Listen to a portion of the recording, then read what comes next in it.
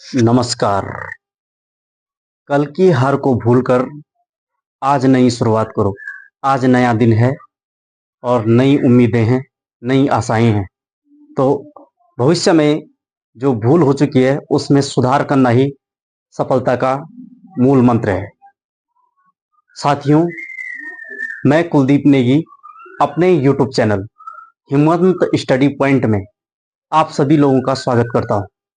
साथियों, जैसा कि आपको पता है, हमारी जो आगामी परीक्षाएं हैं, चाहे वो पुलिस भर्ती की परीक्षा हो गई, चाहे सिंचपाल की परीक्षा हो गई, चाहे कनिष्ठ सहायक की परीक्षा हो गई, चाहे फॉरेस्ट गार्ड की परीक्षा हो गई, चाहे पढ़ने से बचे, तो इसी उम्मीद में हम आज आगे बढ़ने जा रहे हैं और सामान्य अध्ययन की इस श्रृंखला में आज हम पढ़ने जा रहे हैं भारतीय अर्थव्यवस्था।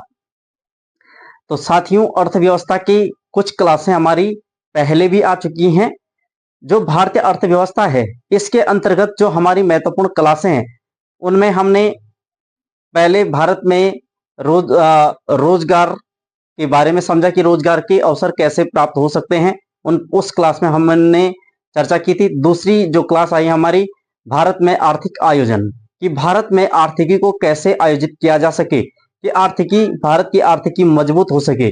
जैसा कि मैंने आपको बताया था कि अंग्रेजों ने हमारे देश को बिल्कुल खोखला करके चले गए थे। हमारे देश के सामने अपनी आर्थिकी को मजबूत करना था। राष्ट्रीयकरण की राष्ट्रीय एकता, राष्ट्र को एक करने की चुनौती थी और बहुत सारे ऐसे चैलेंजेस थे। शिक्षा की चुनौती थी, रोजगार की चुनौती थी, संसाधनों की चुनौती थी। उन चुनौतियों से भी खड़ा होकर के अपने लिए आगे का रोड मैप तैयार करना था। तो इन्हीं रोड मैप को कहा गया पंचवर्षीय योजनाएं। सरकार ने अपने सामने प्लान रखे और 5-5 साल की योजनाओं को निर्धारित किया और इसके बाद योजनाएं 2015 में जो पंचवर्षीय योजनाएं थी, उनको खत्म करके नीति आयोग में कन्वर्ट कर दिया गया। तो साथियों, इससे पहले कि हमने प्रथम पंचवर्षीय योजना, दूसरी पंचवर्षीय योजना, तीसरी पंचवर्षीय योजना और चौथी पंचवर्षीय योजना पर हमारी पूरी चर्चा हो चुकी है। आज की क्लास में हम आगे बढ़ने जा रहे हैं और हम यहाँ पर पढ़ेंगे पांचवी पंचवर्षीय योजना। आइए साथियों, हमारे परीक्षा के लिए कौन कौन से फैक्ट यहाँ से पूछने योग्य हैं, जो हमारी परीक्षा में आते हैं, तो उन फैक्टों पर चर्चा करें। तो आइए साथियों, यहाँ पर पढ़ने जा रहे हैं हम पांचवी पंचवर्षीय योजना, जिसका समय था 1974 से 1978। पांचवी पंचवर्षीय योजना का टाइम पीरियड 1974 से 78 था। इस योजना का मुख्य उद्देश्य गरीबी उन्मूलन और आत्मनिर्भरता की प्राप्ति करना। पांचवी पंचवर्षीय योजना का मुख्य उद्देश्य गरीबी को खत्म करना था और आत्मनिर्भरता को हासिल करना था। इसका मूल मंत्र ही यही था। नेक्स्ट साथियों, इसके अतिरिक्त इस पंचवर्षीय योजना में आर्थिक अस्थायित्व लाने हेतु उच्च प्राथमिकता पर बल दिया गया। 1975 में इस योजना में, पांचवी पंचवर्षीय योजना में 20 सूत्री कार्यक्रमों की शुरुआत की गई थी। पांचवी पंचवर्षीय योजना में 20 सूत्री कार्यक्रमों की शुरुआत की गई। पहली बार इस योजना में बेरोजगारी और गरीबी पर विशेष ध्यान दिया गया। पांचवी पंचवर्षीय योजना में पहली बार बेरोजगारी और गरीबी पर विशेष ध्यान दिया गया। न्यूनतम आवश्यकता कार्यक्रम की शुरुआत की गई कि न्यूनतम आवश्यकता कार्यक्रम होना चाहिए और काम के बदले अनाज कार्यक्रम की भी इस पांचवी पंचवर्षीय योजना में शुरुआत की गई। इसके अतिरिक्त सर्वोच्च प्राथमिकता लाने वाले कृषि खनिजों को प्रोत्साहित करना था। तो साथियों, ये पांचवी पंचवर्षीय योजना से संबंधित महत्वपूर्ण फैक्ट थे और ये योजना जो होती है 4 साल की ही होती है।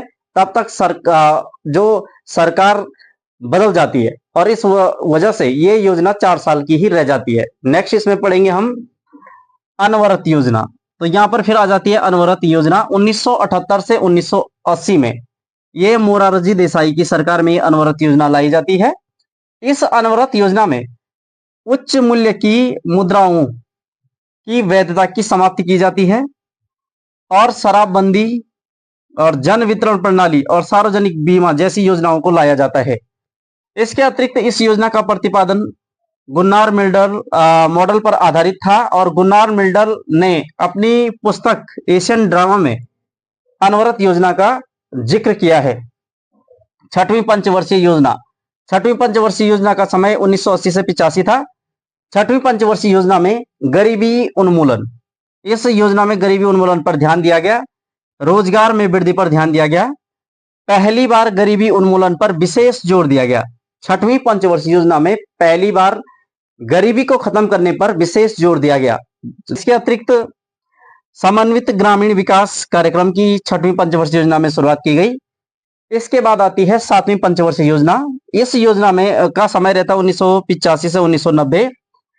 सातवीं पंचवर्षीय योजना का उद्देश्य उत्पादकता को बढ़ाना, न्याय पर आधारित सामाजिक प्रणाली की स्थापना, सामाजिक एवं आर्थिक विषमता को कम करना, तकनीकी विकास का आधार देश में तैयार करना, देश में तकनीकी क्षेत्र को बढ़ाना और तकनीकी विकास का जो आधार था सातवीं पंचवर्षीय योजना में इसका आधार तैयार करना था। इसके अतिरिक्त सातवीं पंचवर्षीय योजना की कुछ महत्वपूर्ण बातें और भी हैं। इसमें भोजन, काम और उत्पादन का नारा दिया गया था। भोजन, काम और उत्पादन का नारा 1989 में जवाहर रोजगार योजना की शुरुआत होती है सातवीं पंचवर्षीय योजना में। फिर 1987 में ऑपरेशन ब्लैक बोर्ड की शुरुआत होती है। Operation black board 1987। 1988 में राष्ट्रीय साक्षरता मिशन की शुरुआत होती है। 1988 में सातवीं पंचवर्षीय योजना में राष्ट्रीय साक्षरता मिशन की शुरुआत होती है और 12 अप्रैल 1988 में सेबी की स्थापना की जाती है। योजनाओं इसके बाद फिर सरकार में अस्थिरता आ जाती है, फिर योजना अवकाश आ जाता है और योजना अवकाश का टाइम पीरियड 1990 से 92 होता है। इसका भी कारण राजनीतिक अस्थिरता माना जाता है।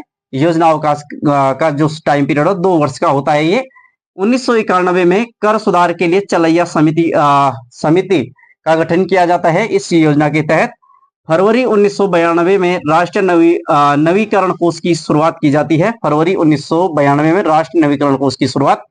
आठवीं पंचवर्षीय योजना, इसके बाद आती है आठवीं पंचवर्षीय योजना। आठवीं पंचवर्षीय योजना का टाइम पीरियड 1992 से 97 रहता है। मानव संसाधनों का विकास और रोजगार पर विशेष ध्यान, संरचना आधारित उद्योगों का विकास इस आठवीं पंचवर्षीय योजना में रखा गया। 1993 में प्रधानमंत्री रोजगार योजना की शुरुआत 1993 में राष्ट्रीय महिला कोष की स्थापना की गई। तो साथियों, ये आठवीं पंचवर्षीय योजना से संबंधित महत्वपूर्ण बातों को हमने समझा। अब आगे बढ़ते हैं और समझते हैं नवीं पंचवर्षीय योजना में कौन कौन सी बातें महत्वपूर्ण थी और कौन कौन सी इसमें महत्वपूर्ण कार्यों को किया गया था। तो नवीं पंचवर्षीय योजना 1997 से 2002 के मध्य लाई गई थी। इस पंचवर्षीय योजना में न्यायपूर्ण वितरण और समानता के साथ विकास पर फोकस किया गया। क्षेत्रीय संतुलन पर विशेष ध्यान दिया गया। नवीं पंचवर्षीय योजना में भुगतान संतुलन पर को सुनिश्चित करने का लक्ष्य रखा गया। नवीं पंचवर्षीय योजना में विदेशी ऋण भार में कमी लाना इस पंचवर्षीय योजना का उद्देश्य रखा गया। खाद्यान्नों में आत्मनिर्भरता प्राप्त करना नवीं पंचवर्षीय योजना का उद्देश्य रखा गया।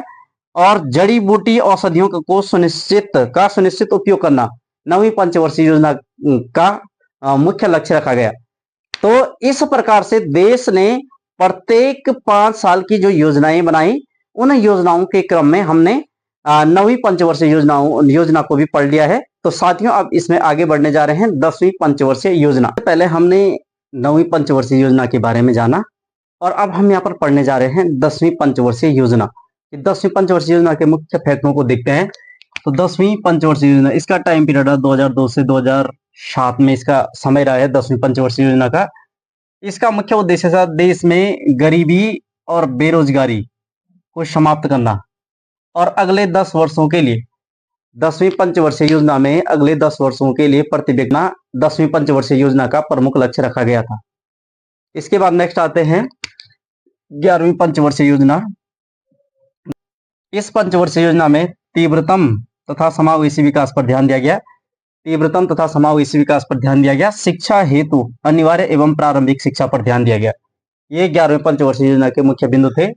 12वीं पंचवर्षीय योजना 2012 से 2017 तक रही। इस योजना में तीव्र, अधिक समावेशी और धारणीय विकास पर ध्यान दिया गया। केंद्रीय राजकोषीय घाटे को सीमित रखने का लक्ष्य रखा गया। थोक मूल्य सूचकांक में वृद्धि करने का लक्ष्य रखा गया। तो साथियों, ये थी हमारे देश जब से आजाद हुआ और 2015 तक की प्रमुख पंचवर्षीय योजनाएं। इसके अंतर्गत देश में कुल 12 पंचवर्षीय योजनाएं हुई हैं और इन 12 पंचवर्षीय योजनाओं में 12वीं जो पंचवर्षीय योजना है 2015 में ही समाप्त हो जाती है। फिर इसके बाद 1 जनवरी 2015 से नीति आयोग योजना आयोग की जगह ले लेती है। और नीति आयोग भी योजना आयोग की तरह ही एक गैर संवैधानिक संस्थान के लिए नीतियां बनाना, राज्यों और केंद्र के मध्य सामंजस्य स्थापित कर सके, राज्यों और केंद्र के मध्य जो नीतियां सशक्त राज्य बन सके, सशक्त केंद्र की अवधारणा बन सके, जो भी सरकारी काम है वो ग्रामीण स्तर तक पहुंच सके, लोगों को बनाया गया। और इससे सशक्त राष्ट्र और सशक्त राज्य बनाने की अवधारणा पर इसका विचार विमर्श किया गया। और इसमें केंद्र तथा राज्यों को परामर्श देना होता है और इस पर सलाह करना होता है, राष्ट्र को मजबूत करने की दिशा में काम करना होता है। तो आइए साथियों नीति आयोग पर भी थोड़ा चर्चा कर लें। तो साथियों नीति आयोग की घोषणा प्रधानमंत्री नरेंद्र मोदी द्वारा 15 अगस्त 2014 को लाल किले की प्राचीर से की जाती है। इसकी जो शुरुआत होती है नीति आयोग की 1 जनवरी 2015 से होती है। नीति आयोग का पूरा नाम है राष्ट्रीय भारत परिवर्तन संस्थान।